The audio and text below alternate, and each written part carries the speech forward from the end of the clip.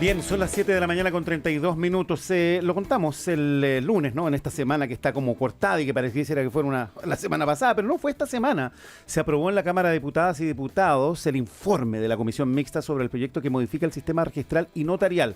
La nueva ley de notarios, así la conocemos todos, porque además sabemos que ha tenido un largo proceso, ¿no?, de discusión. Está ahora la iniciativa muy cerca de convertirse en ley. Tiene que ser ratificada, discutida y ratificada en el Senado, ¿no? Falta este trámite legislativo. Si es que avanza y se promulga, estaría entrando en vigencia en 6 meses aproximadamente. Estamos con el ministro de Justicia, Jaime Gajardo, para hablar de este y otros temas. ¿Cómo está, ministro? Gracias por venir al programa. No, muchas gracias a ustedes por la invitación.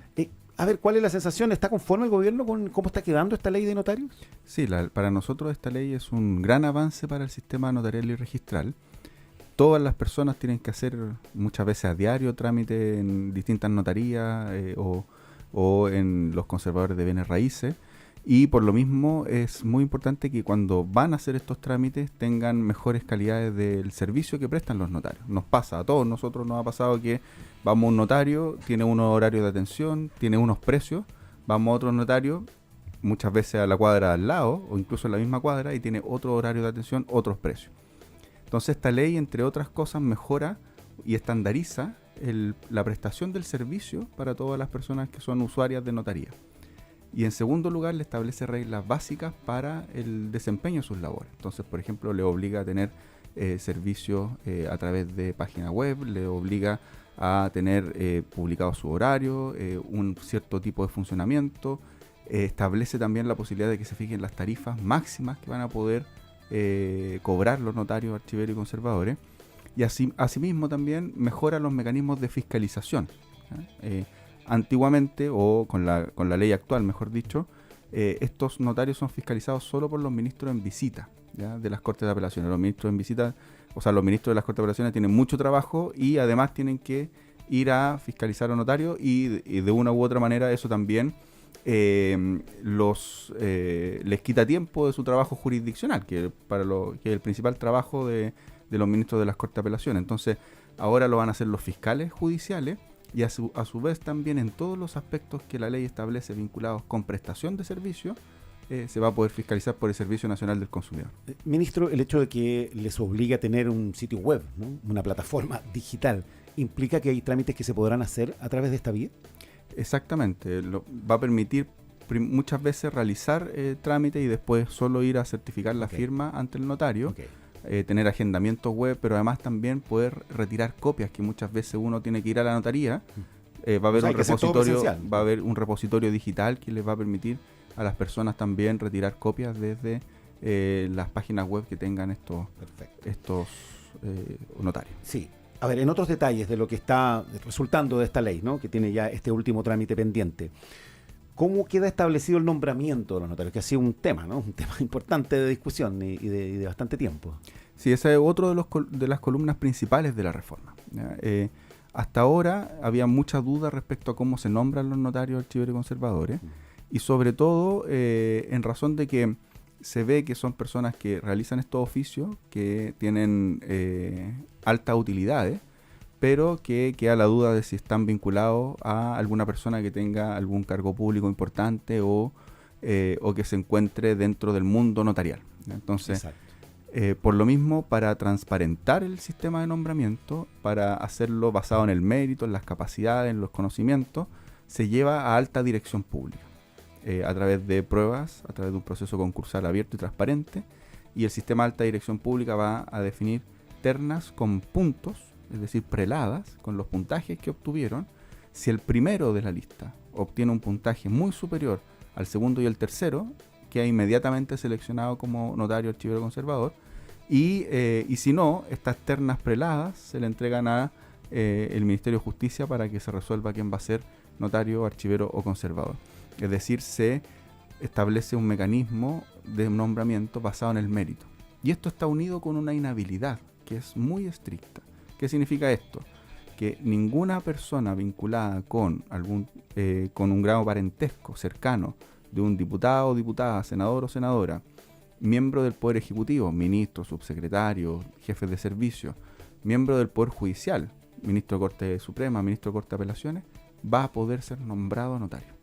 Con esto, alejar cualquier duda de que las personas que están ahí no están ahí por sus capacidades, por su mérito, y no porque se encuentren vinculados con algún grado de parentesco con alguien que ejerce algún cargo público importante. El hecho de que se elijan entonces con alta dirección pública, ¿por qué lleva a que algunos comentarios críticos estén poniendo el acento todavía en que va a ser una facultad del presidente de la República o el gobierno de turno la designación? ¿Por esta decisión que tiene que tomar el ministerio en última instancia? Sí, yo la verdad Porque es la diputada Camila Flores hizo un cuestionamiento en esa dirección. Sí, y de hecho cuando lo planteó en la sala, yo expuse, creo que... ¿Le respondió? Le respondí a la intervención siguiente. No la entiendo la crítica, la verdad, porque se señala que el sistema ahora se estaría politizando. Sin embargo, actualmente es el Ministerio de Justicia el que resuelve las ternas que nos envían las Cortes de Apelaciones. Es una atribución que tiene el presidente de la República. ¿Qué es lo que ocurre? Que las ternas que nos envían las Cortes de Apelaciones son ternas, primero, que no se encuentran preladas en cuanto a un puntaje. Segundo, no está muy claro cómo se realizan los concursos. Y tercero, el propio Poder Judicial ha dicho, nosotros preferimos no realizar estos procesos de selección. Entonces, el proceso de selección sale del Poder Judicial para evitar que los jueces se vean, por así decirlo, involucrados en este tipo de selección, que siempre es muy polémica, sobre todo en aquella notaría y conservadores que tienen utilidades que son muy altas. Entonces, para de una u otra manera también proteger al Poder Judicial. Y el propio Poder Judicial, informe de la Corte Suprema, en 2 momentos distintos del trámite de este proyecto de ley, dijo, nosotros preferimos no realizar ningún tipo de estos concursos. Sale de la Corte Suprema y se lleva a un sistema que hemos creado como país para escoger a los altos directivos públicos. Un sistema que es objetivo, transparente, que tiene pruebas estandarizadas, que permite que esto se pueda ser escrutado y sobre todo prelado. Y la atribución de designar se mantiene en el presidente de la República. Sin embargo, se restringe su atribución. ¿Por qué? Porque si la persona que logró un puntaje muy superior al segundo y al tercero, esa persona va a ser nombrada directamente. ¿Qué pasa? Entonces, este proyecto va a restringir la atribución, va a restringir la politización, por así decirlo, y si es que consideramos que eso sería una politización. Me parece que está mal utilizado el término, pero incluso restringe, si uno lo lleva en esa lógica, restringe las atribuciones que tenía el presidente de la República. De acuerdo. ¿Qué pasa con la permanencia de los notarios en sus cargos? Esa es una muy buena pregunta. Los notarios actualmente permanecen hasta que tienen 75 años, salvo aquellos notarios, archiveros y conservadores que fueron nombrados antes del año 94. Los notarios que fueron nombrados antes del 94 podían permanecer en su cargo hasta que renunciaran o eventualmente quedara vacante por causas naturales su cargo. ¿Ya? Eso significa que tenemos una gran cantidad de notarios, archiveros y conservadores que tienen más de 75 años. Hasta 90 y tantos años tenemos notarios que tienen y que están ejerciendo el cargo. Muchas veces el problema de eso es que tienen licencias médicas largas, están poco tiempo en su notaría, entonces están los suplentes y no es el objetivo es que estén los titulares. Entonces esta ley hace que todas las personas, independiente del tiempo en que fueron nombrados, que tengan más de 75 años, van a cesar en su cargo. La ley establece un plazo de vacancia. Usted lo decía muy bien al comienzo del programa, son 6 meses desde publicada la ley, entra en vigencia, y esa norma en particular, la solución de la mixta fue a los 6 meses desde la publicación, o sea, desde la entrada en vigencia. Es decir, desde 12 meses a los 12 meses desde la publicación. Ministro, ¿por qué ha costado tantos años sacar adelante esta reforma? Bueno, es una excelente pregunta. Ha sido muy complejo, más de 7 años. Nosotros seguimos con un proyecto que consideramos que es un muy buen proyecto que presentó el gobierno pasado.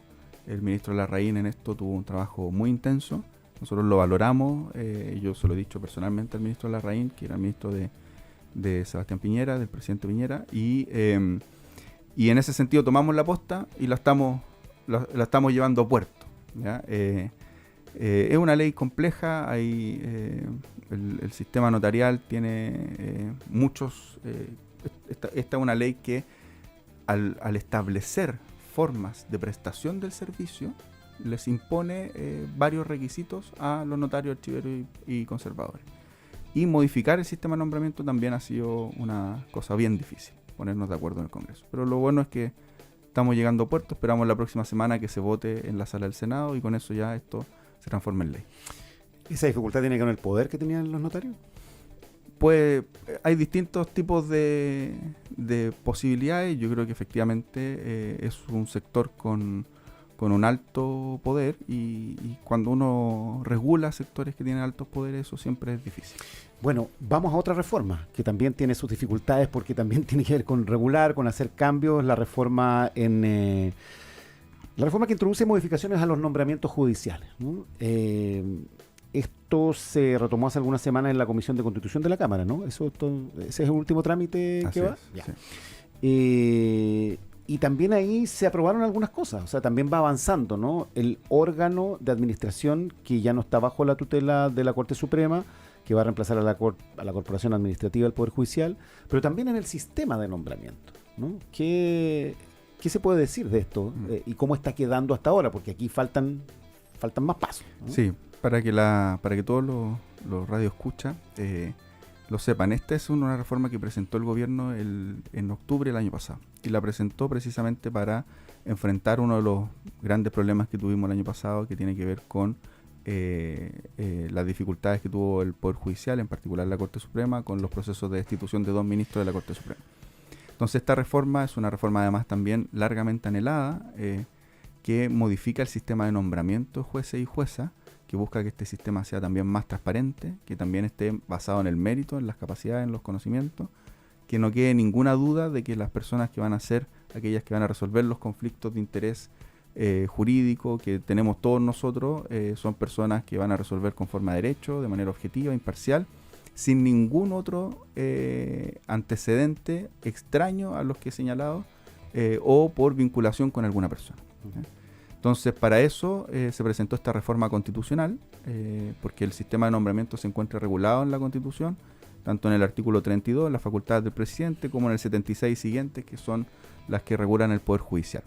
Entonces, para eso se presenta una reforma que lo que hace es que a las atribuciones que tiene el Poder Judicial en materia de nombramiento y en materia de gestión administrativa y financiera del Poder Judicial, se la lleva a otro órgano, con el objeto de que el Poder Judicial quede con las facultades de resolver los casos que son sometidos a su conocimiento, es decir, ejercer la jurisdicción, pero aquellos aspectos de gobierno judicial queden en un órgano distinto. Entonces, para eso se establece un consejo de nombramiento. Ahora, ¿siguen teniendo participación en ese consejo de nombramiento? Claro. ¿No? ¿Cómo está quedando hasta ahora? Porque esto todavía puede ser objeto de modificaciones, ¿no? Esta parte no, porque esta parte ya está aprobada. Está aprobada. Perfecto. En la comisión. Después nos queda muy poco en esto para ir a la votación en la sala y pasar al Senado. Entonces, ¿cómo está quedando? ¿Tiene un ministro de la Corte Suprema? El Consejo de Nombramientos, que va a ser un órgano autónomo, tiene 7 miembros. ¿Ya? Un ministro de la Corte Suprema escogido por sorteo. Un ministro de la Corte de Apelaciones escogido por sorteo. 2 jueces de instancia escogidos por sorteo. Un representante de la Cámara de Diputados, un representante del Senado y un representante de las escuelas de Derecho o de los decanos de las facultades de Derecho del Consejo de Rectores. 7 miembros. Esto es más o menos estándar de cómo son los consejos de nombramiento en Europa. Nosotros en esto no estamos innovando, en el fondo estamos haciendo un proyecto que es similar a los consejos de nombramiento que hay para el gobierno judicial después de la posguerra. ¿El Poder Ejecutivo no quedó con un representante en este consejo? No quedamos con representante en el consejo. El ciclo es, este consejo realiza los procesos de concurso, selecciona una terna también con prelación, y esta terna se le envía al presidente de la República para nombrar a una persona de esta terna. Ahora, aquí también han surgido cuestionamientos. Aquí hemos tenido un debate muy profundo, sí. Además una reforma constitucional, y corresponde que tengamos un debate muy profundo. La Asociación de Magistradas y Magistrados, ¿no?, han hecho un planteamiento, han expresado una preocupación, y hablan de que el aumento del control político en el nombramiento de jueces es un camino que solo nos llevará a profundizar la deslegitimación del sistema.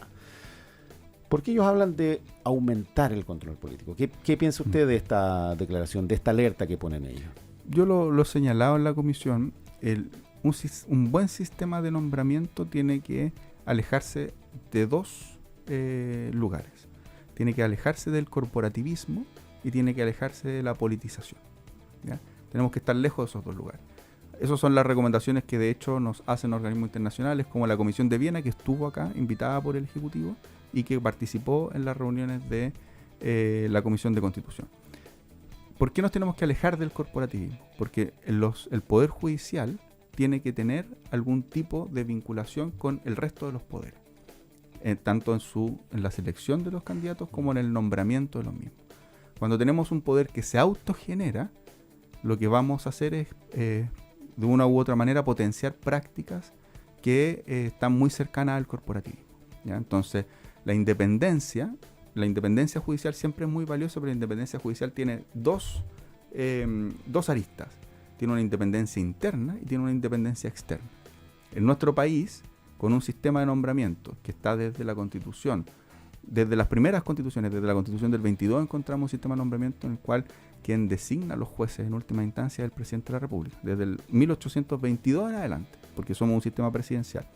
Entonces, cuando tenemos un sistema que se escogen los jueces solo dentro del Poder Judicial, la independencia interna es la que se puede ver afectada. ¿Por qué?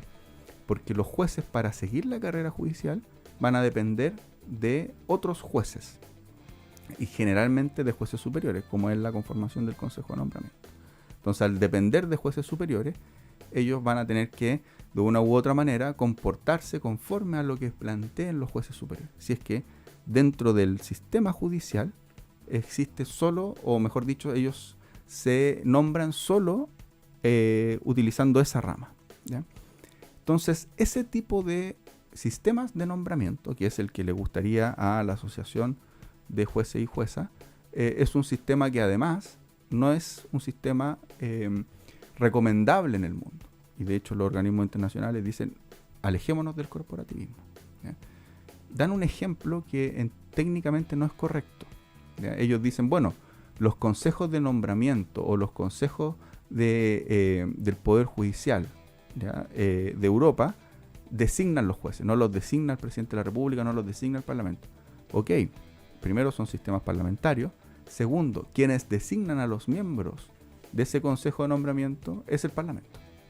¿Me explico, no? Sí, claro. Entonces, es como funciona el sistema político de Europa, como que a veces nos cuesta entenderlo. Exacto. Entonces, cómo se designa el primer ministro y todo lo demás, claro. Entonces, claro, es un consejo que selecciona y nombra, exacto, pero es un consejo cuyos miembros están designados por el Congreso Nacional. ¿Ya?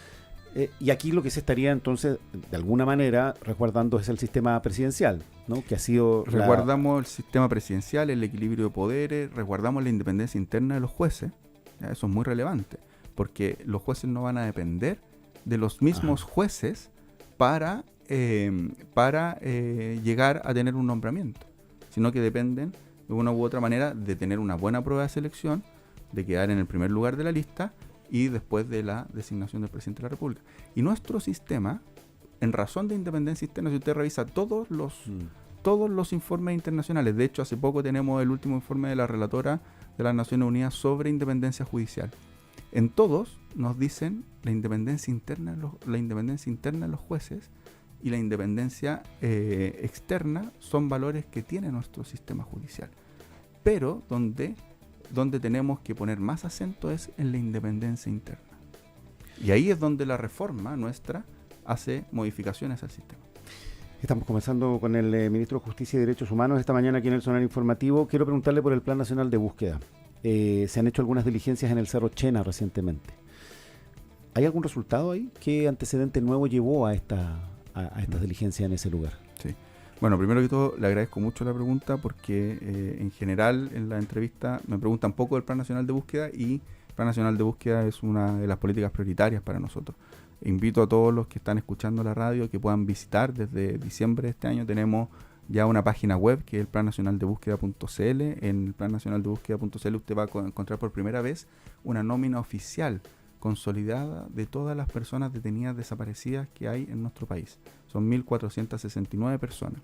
¿Por qué digo consolidada? Porque hasta antes de eso teníamos las personas que estaban en la nómina del informe RETIC, luego teníamos las personas que estaban en la nómina del informe VALEG, y teníamos las personas que habían sido declaradas detenidas desaparecidas por sentencia judicial.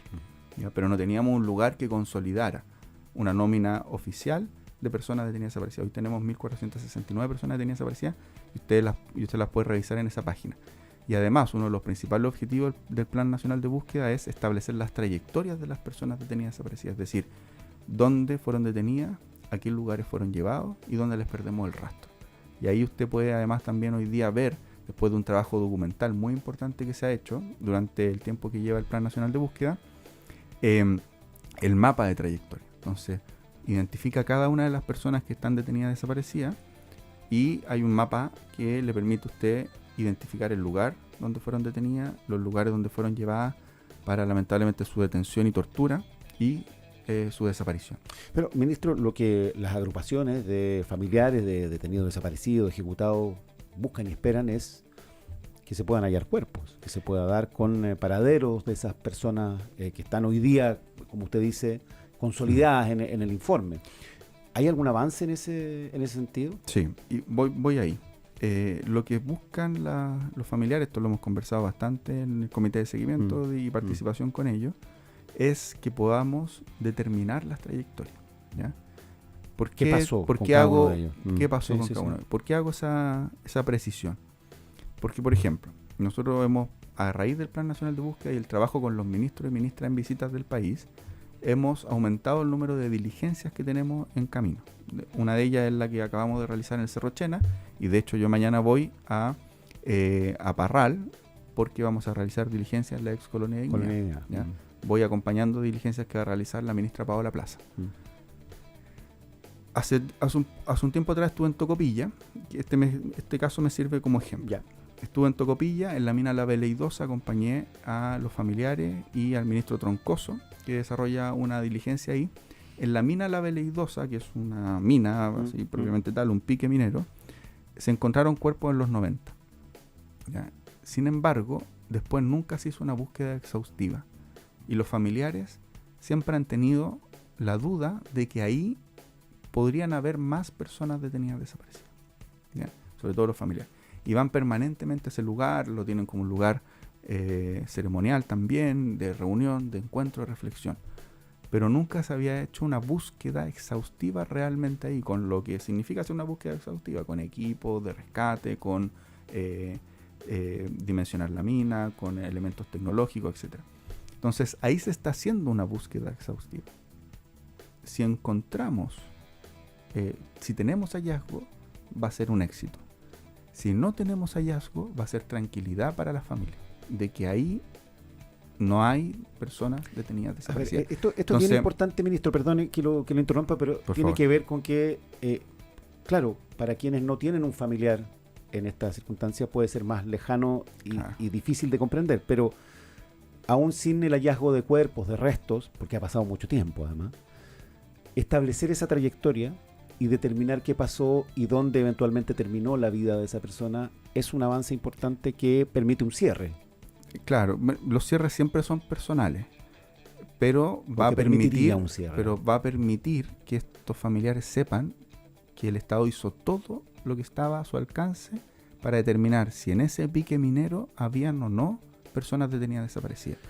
Y esa tranquilidad, yo lo conversé con los familiares, con las familiares, porque también ocurre algo, que en general las que permanecen en la búsqueda son mujeres, ¿ya?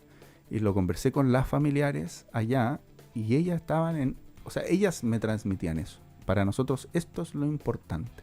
Si tenemos hallazgo, mejor aún. Claro.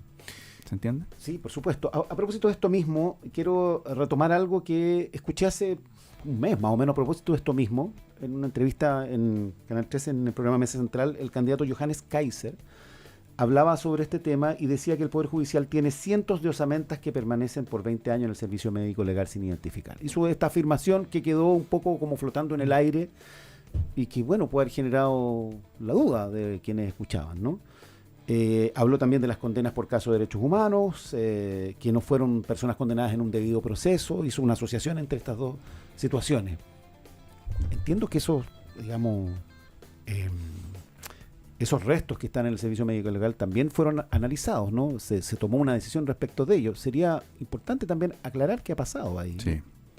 Sí, esa es una muy buena pregunta. Efectivamente hay 89 cajas que pasaron de la Universidad de Chile al servicio médico legal en su momento y que no estaba lo suficientemente claro respecto a si pertenecían o no a restos de personas detenidas desaparecidas. Estas cajas que fueron allá en el servicio médico legal fueron periciadas. Los resultados de esas pericias se le entregaron a los ministros y ministras en visita. En general, porque hay dos que se están haciendo segundas pruebas, no corresponden a personas detenidas desaparecidas. ¿Ya? Eran restos de otro tipo, ¿ya? Y eso se pudo determinar.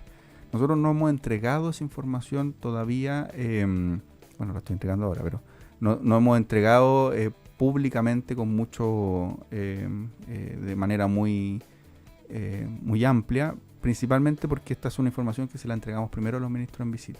Entonces los ministros en visita le solicitaron a la directora del Servicio Médico Legal que realizara repericias de algunas de esas osamentas encontradas en esas cajas. Esto se le ha ido informando a los familiares en el Comité de Seguimiento y Participación del Plan Nacional de Búsqueda, pero lo más probable es que tampoco correspondan, que son los primeros análisis. Entonces, primero que todo, no es efectivo que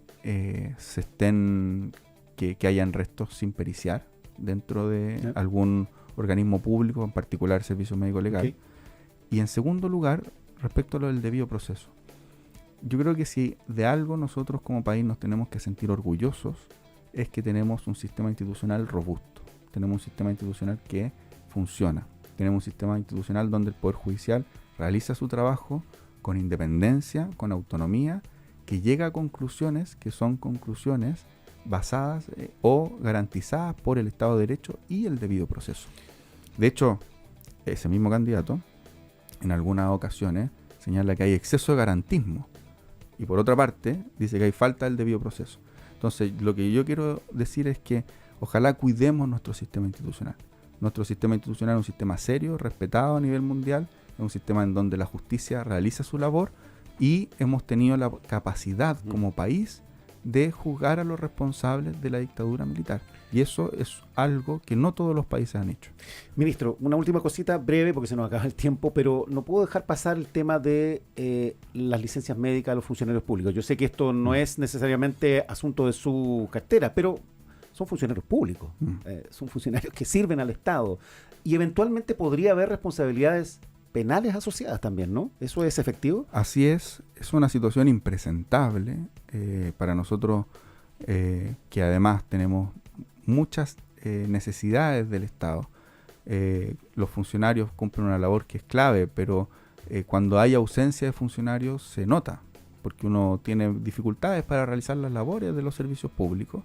Entonces consideramos que es no solo ilegal en el sentido administrativo, sino que eventualmente ilegal en términos penales, es decir, se pueden estar cometiendo delitos, y lo que ha determinado el Poder Ejecutivo es que va a conformar un comité de ausentismo. De hecho, hoy temprano el subsecretario de Justicia me mandó el oficio que ya llegó a nuestro ministerio para ¿Hay casos en su ministerio? No tenemos antecedentes, probablemente lo hay, pero no somos de las instituciones que tengan más casos. Okay. Le digo que no tenemos antecedentes porque el informe que entregó la Contraloría es más bien general y se supone que nos va a llegar ahora un desglose a cada uno de los ministerios. Yo me preocupé, le pregunté a la auditora ministerial si teníamos casos masivos, me dijo que no, pero que estábamos esperando el resultado de este informe y vamos a tomar todas las medidas administrativas y penales que corresponden. Ministro Jaime Gajardo, el ministro de Justicia y Derechos Humanos, conversando con nosotros esta mañana acá en el Zona Informativo. Muchas gracias por venir al estudio. Muchas gracias a usted. Que esté muy bien, que tenga buen día. Son las 8:02.